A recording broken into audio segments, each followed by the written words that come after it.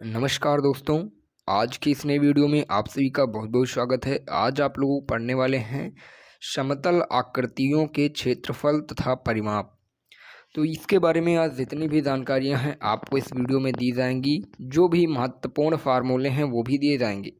सबसे पहले मैं आपको बता दूं कि ये जो चैप्टर है ये बहुत ही ज़्यादा महत्वपूर्ण है। आपको मैं कंफर्म बता रहा हूँ, इसमें से कम 5 प्रश्न बन जाते हैं। 4 से 5 प्रश्न इसमें आपसे बन ही जाते हैं। तो आप लोग इस वीडियो को पूरा अवश्य देखिएगा और इसके जितने भी पार्ट्स आगे आएंगे वो भी ज़रूर देखिएगा, क्योंकि बहुत ही ज़्यादा ज़रूरी ये है चैप्टर। तो आप लोग इस वीडियो को देखिए और अपने सभी दोस्तों को शेयर कर दीजिए। उन्हें भी बताना चाहिए कि ये चैप्टर कितना ज़्यादा इम्पोर्टेंट है। चलिए हम आपको इससे जुड़ी जितनी भी जानकारियां हैं वो दे देते हैं, जिससे आप लोग इसके जितने फार्मूले हैं, जितनी इसकी जो है इसके अंदर क्या आता है, क्या चीज़ होता है, ये भी आप जान जाएं, क्योंकि ये भी जानना ज़रूरी है। सिर्फ प्रश्नों से नहीं बल्कि हमें सारी जानकारी चाहिए। देखिए, सबसे पहले तो आ जाता है कि त्रिभुज क्या होता है।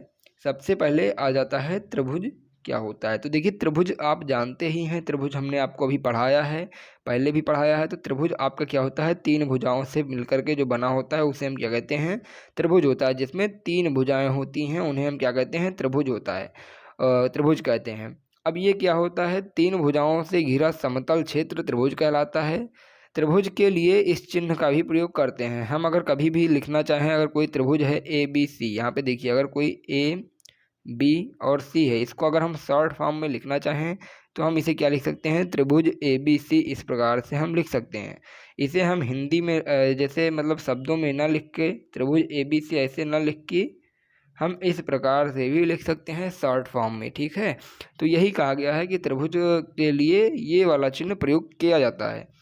किसी भी त्रिभुज में 3 भुजाएं होती हैं, 3 शीर्ष तथा 3 कोण होते हैं। कैसे, देखिए, 3 भुजाएं हो गई, एक भुजा ये हो गई, एक ये हो गई, एक ये हो गई, 3 भुजा आपकी हो गई।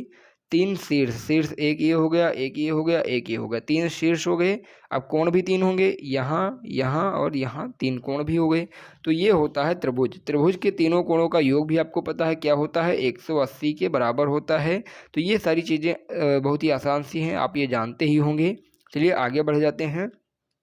फिर आ जाता है चतुर्भुज। सबसे पहले आप देखिए, त्रिभुज में आप और चीज़ें जान लीजिए कि त्रिभुज कितने प्रकार का होता है। तो त्रिभुज कितने प्रकार का होता है ये आपको जानना जरूरी है। अब त्रिभुज कितने प्रकार का, 2 प्रकार का होता है। कैसे, देखिए, एक तो हो जाता है भुजाओं के आधार पर त्रिभुज। मतलब क्या है, जितनी भुजा होती हैं भुजाओं पर लिख देते हैं। ठीक है, ये समझ लीजिएगा, भुजाओं के आधार पर। और नंबर 2 जो है, नंबर 1 ये वाला है आपका, और नंबर 2 पे जो है आपका मतलब दूसरा जो पार्ट है वो क्या है, वो होता है आपके कोणों के आधार पर। किस पे, कोण, कोण पर। ठीक है, 2 चीज़ों पर निर्भर करता है त्रिभुज। अब भुजा मतलब आप समझते ही, अभी 3 भुजा है तो 3 भुजाओं के आधार पर एक त्रिभुज बन सकता है। अब इन भुजाओं के आधार पर जो है त्रिभुज के प्रकार होते हैं, और जो कोण यहाँ पे बन रहा है, इन कोणों के आधार पर भी जो है त्रिभुज होते हैं। अब देखिए, नंबर 1 में जब भुजाओं के आधार पर है तो भुजा के आधार पर कौन कौन से त्रिभुज होते हैं आपके। तो सबसे पहले आपका हो जाता है समबाहु त्रिभुज। क्या होता है, समबाहु, समबाहु त्रिभुज हो जाता है। फिर नंबर 2 पे क्या हो जाता है, ये नंबर 1 के अंतर्गत सभी आ रहे हैं, मतलब जो भी आपको बताया था भुजाओं के आधार पर उसी में आ रहा है। समबाहु त्रिभुज हो गया आपका। फिर समबाहु त्रिभुज के बाद आपका हो जाएगा समद्विबाहु, सम द्विबाहु त्रिभुज। ठीक है, समद्विबाहु हो गया।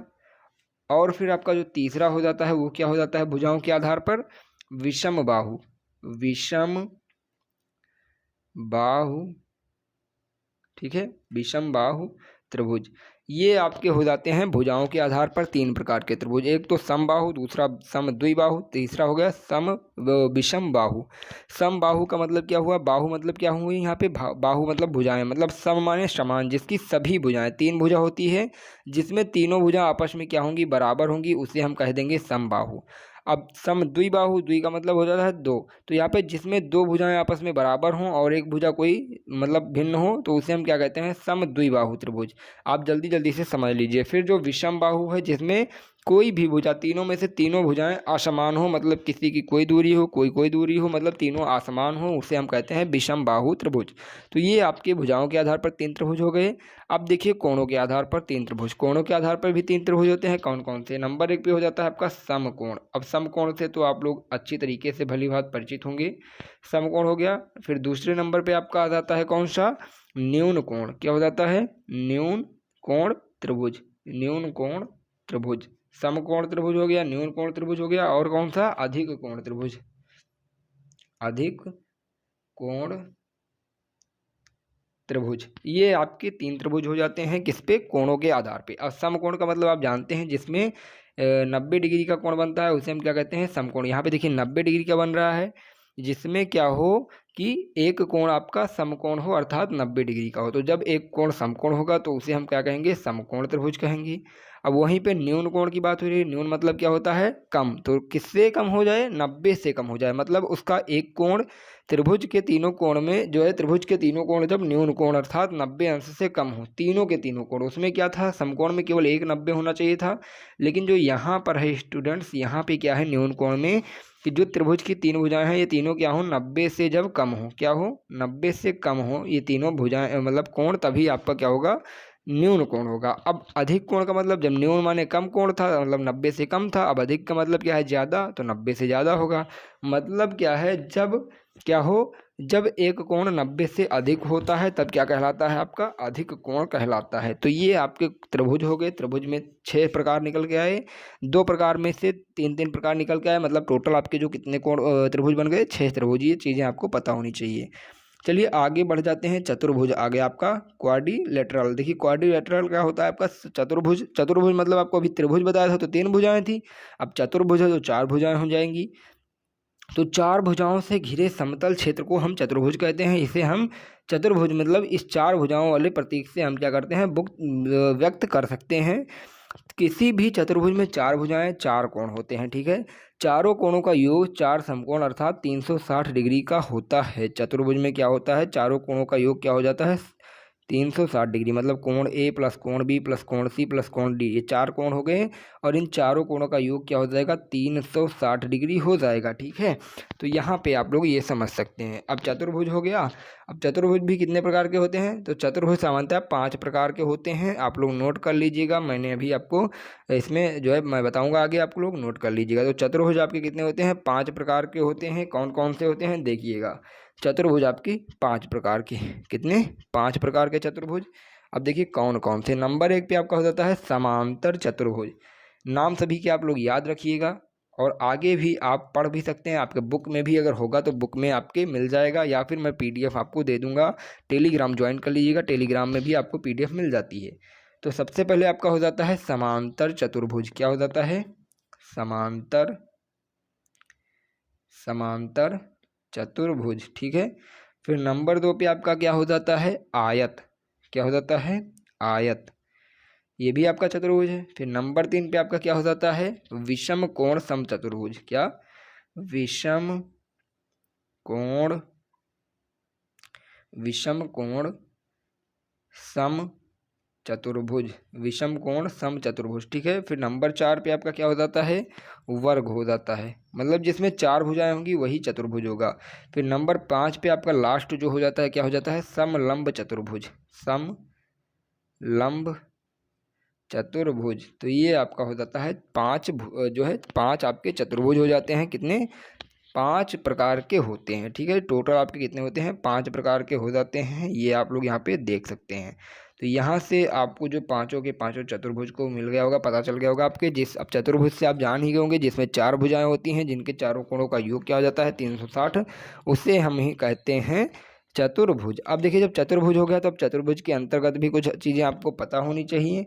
देखिएगा चतुर्भुज के अंतर्गत आपको कुछ चीज़ें पता होनी चाहिए। देखिए देखिए आयत। आयत क्या होता है? आयत मतलब हो गया वह समांतर चतुर्भुज जिसका प्रत्येक कोण समकोण अर्थात 90 डिग्री हो, आयत कहते हैं। क्या होता है? प्रत्येक कोण 90 डिग्री का हो, आयत कहलाता है। दूसरे शब्दों में 4 भुजाओं से घिरी वह आकृति जिसमें सम्मुख अर्थात आमने सामने भुजाएं समांतर हों अर्थात बराबर हों, और प्रत्येक कोण समकोण हो। अब आयत मतलब क्या हुआ आपका, आयत का मतलब ये हुआ कि जो आमने सामने की भुजा होंगी, जैसे ये दोनों देखिए DC और AB ये दोनों आमने सामने की भुजा हैं, तो ये दोनों आपस में इनकी दूरियां क्या हैं, बराबर हैं। अब इधर देखिए AD और BC ये दोनों आमने सामने की भुजाएं हैं, ये दोनों भी आपस में बराबर हैं, मतलब आमने सामने की जो भुजाएं होंगी वो आपस में बराबर होगी। और जो आपका कोण बनेगा वो कितना बनेगा, 90 डिग्री का कोण बन जाएगा, समकोण बन जाएगा। तो उसे हम क्या कहेंगे, आयत कहेंगे। तो यहाँ से आप लोगों को आयत समझ में आ गया होगा। तो जब आयत आ गया है तो अब आगे बढ़ जाते हैं। देखिए आगे आपका आ जाता है विषम कोण चतुर्भुज। समकोण में जो है विषम कोण चतुर्भुज आ जाता है। चार भुजाओं से घिरी वह आकृति जिसमें चारों भुजाएं बराबर हों लेकिन एक भी कोण समकोण ना हो। अब विषम कोण कह रहा है तो विषम कोण का मतलब ही आप समझ जा रहे होंगे। अब देखिए इसमें भुजाएं जो है चारों आपस में क्या है, बराबर हैं, लेकिन जो कोण होंगे इनके बीच के ये कोण आपस में बराबर नहीं होंगे, भिन्न भिन्न कोण होंगे। इसे ही हम कहते हैं विषम कोण चतुर्भुज। ये सारी चीज़ें आप कॉपी में नोट करते चलिएगा। अब देखिए वर्ग, वर्ग मतलब आप स्क्वायर आप समझ पा रहे होंगे। उस चतुर्भुज की को जिसकी चारों भुजाएं क्या हों, आपस में बराबर हों तथा प्रत्येक कोण क्या हो, 90 डिग्री का हो, मतलब समकोण हो, तो उसे ही हम कहते हैं वर्ग। चार भुजाओं से घिरी वह आकृति जिसकी चारों भुजाएं बराबर, प्रत्येक कोण समकोण अर्थात 90 डिग्री हो, तो वो क्या कहलाएगा, वर्ग जो आपका कहलाएगा। जिसमें ये ए मतलब चारों की जो दूरियां हैं वो a हैं और चारों के जो कोण हैं वो कितने हैं, 90 डिग्री के हैं, मतलब समकोण हैं। चारों कोण 90 डिग्री के और चारों जो हैं भुजाएं बराबर हों तो उसे हम स्क्वायर कहते हैं। अभी यहाँ पे आप लोग फिगर भी देख सकते हैं, फिगर जो है आप यहाँ पे देख सकते हैं। इसमें चारों जो है भुजाएं बराबर हैं और फिर चारों कोण भी 90 डिग्री के दिए गए हैं। अब देखिए आ जाता है पॉलीगन। पॉलीगन क्या होता है, मतलब बहुभुज। बहु मतलब क्या होता है आपका, बहुत सारा, भुज माने भुजा, यानी बहुत से भुजा जो है, मतलब कई प्रकार के, जब कई भुजा आपके मिलकर के जब कोई एक आकृति का निर्माण करते हैं तो उसे कहते हैं बहुभुज। बहुभुज क्या होता है, बहुभुज का क्षेत्रफल उसको कई त्रिभुजों या चतुर्भुजों या अन्य मानक आकृतियों में बांट कर निकाला जाता है। यदि बहुभुज में 5, 6 या 10 भुजाएं हों तो उसको क्रमशः पंचभुज, षष्ठभुज, 10भुज भी कहा जाता है। तो ये होते हैं बहुभुज। बहुभुज मतलब 4 से ज़्यादा होते हैं, उन्हें हम बहुभुज कहेंगे, मतलब बहुत सारी भुजा। ठीक है। फिर देखिए ये दो प्रकार के होते हैं बहुभुज भी। कितने प्रकार के होते हैं, दो। एक तो नियमित बहुभुज होता है, रेगुलर पॉलीगन होता है। नंबर 2 पे अनियमित बहुभुज मतलब इरेगुलर पॉलीगन होता है। दो प्रकार के बहुभुज भी होते हैं। अब आ जाती है बारी वृत्त की। वृत्त आपको पता ही है क्या होता है। वृत्त में एक केंद्र होता है, उस केंद्र से जब चारों तरफ की दूरियां निकाली जाएंगी तो क्या होंगी, समान होंगी। और जो इस प्रकार का जो आकृति बनेगा तो उसी को हम क्या कहेंगे, वृत्त कहेंगे। वृत्त क्या होता है, ऐसा बिंदु का बिंदुपथ जो इस तरह घूमता है कि उसकी दूरी एक स्थिर बिंदु से सदैव क्या होती है, बराबर होती है। स्थिर बिंदु को वृत्त का केंद्र, अचल दूरी को वृत्त की त्रिज्या या अर्धव्यास तथा बिंदुपथ को क्या कहते हैं, परिधि कहा जाता है। इसका मतलब क्या हुआ, देखिए ये जो हमने गोला बनाया है इसके बीच में एक बिंदु है, मतलब एक ये क्या हुआ, टोटल आपका वृत्त बना, गोला नहीं, वृत्त हो गया। अब वृत्त है तो वृत्त में जो आपका जो यहाँ पे वृत्त के केंद्र से जो घुमाई है, यहाँ पे ये क्या है, एक केंद्र का घुमाई है टोटल। तो केंद्र का घुमाई आपका क्या कहलाएगा, ये हो जाएगा परिधि। क्या हो जाएगा, परिधि, मतलब जिस पे घूम रहा है वो परिधि हो गया। ये आपका क्या हो जाएगा, केंद्र हो जाएगा, सेंटर। ठीक है। और देखिए अब आपका यहाँ से यहाँ तक का ये दूरी क्या हो जाएगा, ये आपकी हो जाएगी क्या, ये हो जाएगी आपकी क्या, ये आपकी त्रिज्या r हो जाएगी। और टोटल दूरी अगर ले लिया जाए तो ये क्या हो जाएगा, तब आपका 2r हो जाएगा। और 2r हमारा क्या हो जाता है, व्यास हो जाता है। ठीक है। तो ये चीज़ें आपकी हो जाती हैं वृत्त में। वृत्त आपको समझ में आ गया होगा। देखिए वृत्त कुछ इस प्रकार से बना होता है जो कि आपके फिगर में भी आपको दिखाया गया है। अब देखिए कुछ महत्वपूर्ण जो फार्मूले हैं, बहुत ही ज़्यादा महत्वपूर्ण हैं। बिना इन फार्मूलों के आप क्वेश्चन सॉल्व नहीं कर सकते, तो ये सारे फार्मूले याद होना चाहिए, आप लोग कॉपी में भी नोट कर लीजिए। चलिए हम स्टार्ट करते हैं, एक एक फार्मूला आपको बता देते हैं, आप लोग नोट करते चले जाइएगा। और जो भी आपको समझ में ना आए कमेंट बॉक्स में पूछ लीजिएगा बिना किसी संदेह के। चलिए देखिए यहाँ पे आपका जो पहला फार्मूला है, समबाहु त्रिभुज का क्षेत्रफल। समबाहु मतलब क्या हुआ, समान भुजाओं वाली त्रिभुज। जो समान भुजाओं के त्रिभुज होते हैं उनका क्षेत्रफल क्या होता है, तो उनका क्षेत्रफल होता है √3/4 भुजा स्क्वायर। क्या होता है, √3/4 भुजा स्क्वायर। भुजा को a से व्यक्त कर दिया जाता है तो हम इसे शॉर्टकट में याद रख सकते हैं, √3/4 ए स्क्वायर। समबाहु त्रिभुज का क्षेत्रफल क्या होता है? तो √3/4 ए स्क्वायर। अब समबाहु त्रिभुज का परिमाप, अब देखिए समबाहु है तो दो समबाहु त्रिभुज हैं, तो इनका परिमाप और क्षेत्रफल दोनों एक साथ ही देख लीजिए। अब समबाहु त्रिभुज का परिमाप याद करना है। परिमाप मतलब बाहरी माप जो होती है तो वो क्या होती है? 3a होती है, मतलब 3 इंटू भुजा। भुजा तीनों भुजाओं का गुणा कर देते हैं हम किससे? भुजा का गुणा हम कर देते हैं जो है 3 से। मतलब क्या हुआ? एक भुजा कितनी होती है? एक भुजा जितनी होगी उसी के बराबर तीनों भुजाएं होंगी, तभी समबाहु होगा। तो समबाहु का मतलब 3 इंटू भुजा हो जाता है। फिर है शीर्ष बिंदु से डाले गए लंब की लंबाई क्या होती है? तो शीर्ष बिंदु से डाले गए लंब की लंबाई मतलब समबाहु त्रिभुज में शीर्ष बिंदु से डाले गए लंब की लंबाई क्या होती है? √3/2a। यहाँ पे आपका क्या था? √3/4 ए स्क्वायर था क्षेत्रफल में, परिमाप 3a था और लंब की लंबाई आपकी √3/2a हो जाता है। अब आ जाता है आपका समद्विबाहु त्रिभुज। अब समद्विबाहु त्रिभुज में आपका क्षेत्रफल देखिए क्या होता है। तो समद्विबाहु त्रिभुज में क्षेत्रफल आपका हो जाता है 1/4 a, रूट में हो जाता है 4b स्क्वायर मतलब -a स्क्वायर। अब देखिए समबाहु त्रिभुज में क्या मतलब क्या हुआ? समद्विबाहु है तो समद्विबाहु मतलब दो भुजाएं आपस में समान हो। जैसे a और b आपस में समान है तो हमारा जो क्षेत्रफल निकलेगा वो क्या निकलेगा? 1/4 a root b 4b square -a square. देखिए अब यहाँ पे आपका जो ABC आएगा वो क्या हो जाएगा? तीनों भुजाएं होंगी। समद्विबाहु त्रिभुज की 3 भुजाएं होती हैं और तीनों भुजाओं में जो आपका b होगा वो किसके बराबर होगा? c के बराबर हो जाएगा। तो यहाँ से आप इसे c भी यहाँ पर लिख सकते हैं। आपका यहाँ पर जो b है इसके जगह पे c भी लिख सकते हैं, क्योंकि ये दोनों भुजाएं क्या होती हैं? आपस में बराबर हो जाती हैं। तो समद्विबाहु त्रिभुज का परिमाप क्या होता है? a + b + c, मतलब a + 2b कर सकते हैं या a + 2c कर सकते हैं। इसे हम क्या कहते हैं? समद्विबाहु का परिमाप। अब ये परिमाप हो गया। वहाँ पे जब त्रिभुज का परिमाप था तो 3 गुणे a हो गया था, मतलब 3 से भुजा का गुणा कर दिया गया था। लेकिन यहाँ पे समद्विबाहु का परिमाप है तो हम क्या करते हैं? a + 2b कर दें या a + 2c भी कर सकते हैं, क्योंकि b और c का मान आपस में बराबर है। अब शीर्ष बिंदु ए से डाले गए लंब की लंबाई क्या होगी? तो रूट में 4 अंडर रूट के अंदर ही हो जाएगा आपका 4b स्क्वायर माइनस में a स्क्वायर हो जाएगा।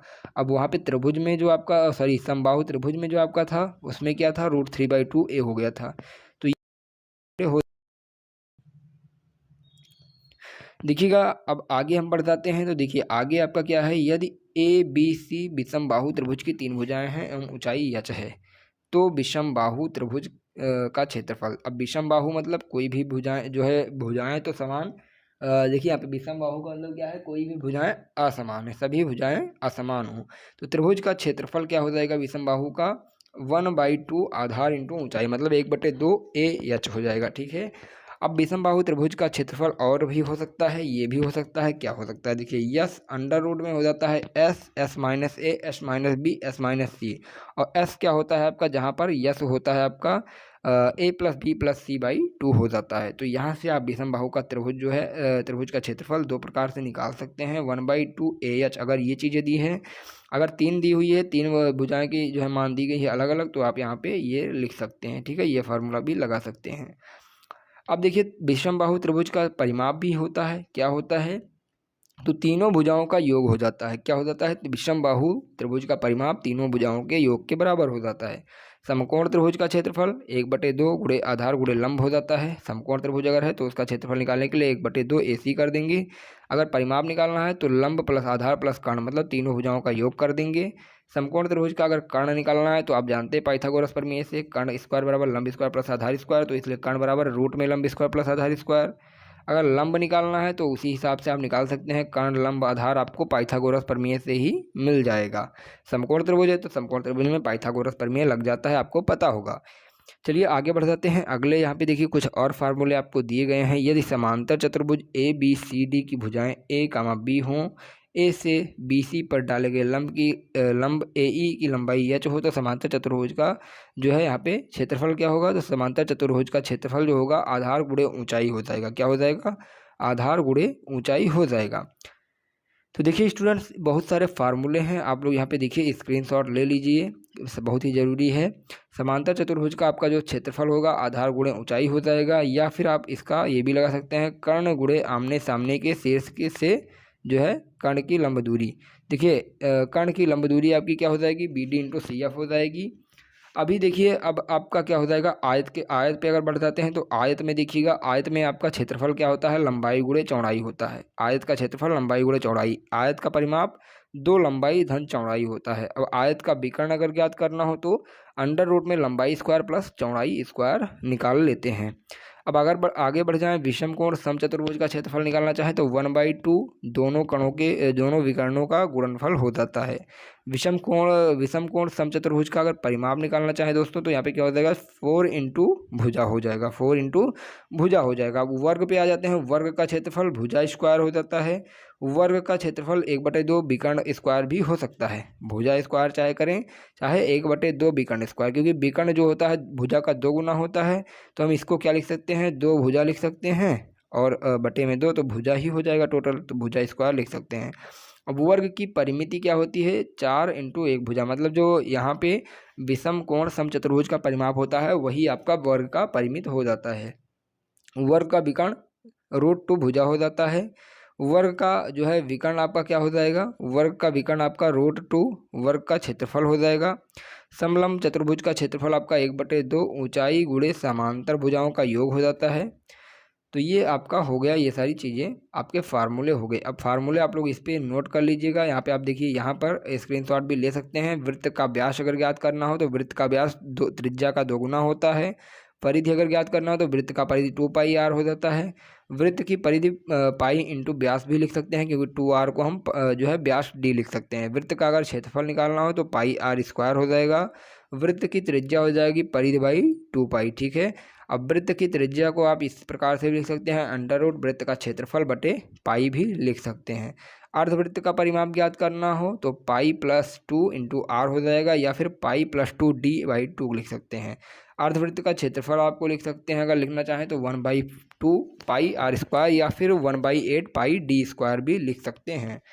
अब त्रिज्य खंड का क्षेत्रफल यहाँ पे दिया है, ये सारी चीज़ें आप लोग देख लीजिएगा, स्क्रीनशॉट ले लीजिए और नोट भी कर लीजिएगा कॉपी में। जैसे आप अगर नोट कर रहेंगे सब चीज़ें सही फार्मूले तो आपको जल्दी से याद होगा। अगर नोट्स नहीं बनाएंगे तो आपके ये सारी चीज़ें मुश्किल हो जाएंगी। तो आप यहाँ पे देख सकते हैं, स्क्रीनशॉट फटाफट ले लीजिए। अभी वीडियो बहुत लंबी हो रही तो आप लोग क्या करें, ये सारी चीज़ें याद कर लीजिएगा। फिर जो भी क्वेश्चन आता रहेगा हम उसमें आपको सारे के सारे फार्मूले जो भी लगेंगे वो सारी चीज़ें बताते चले जाएंगे। तो अगर आपको वीडियो अच्छी लगी हो, कुछ समझ में आया हो तो वीडियो में जो है आपको लाइक करना है, अपने सभी दोस्तों के पास में शेयर भी कर देना है और डेली क्लासेज अटेंड जरूर करिएगा। तो धन्यवाद, फिर मिलते हैं एक नए वीडियो के साथ में, तब तक के लिए बाय बाय।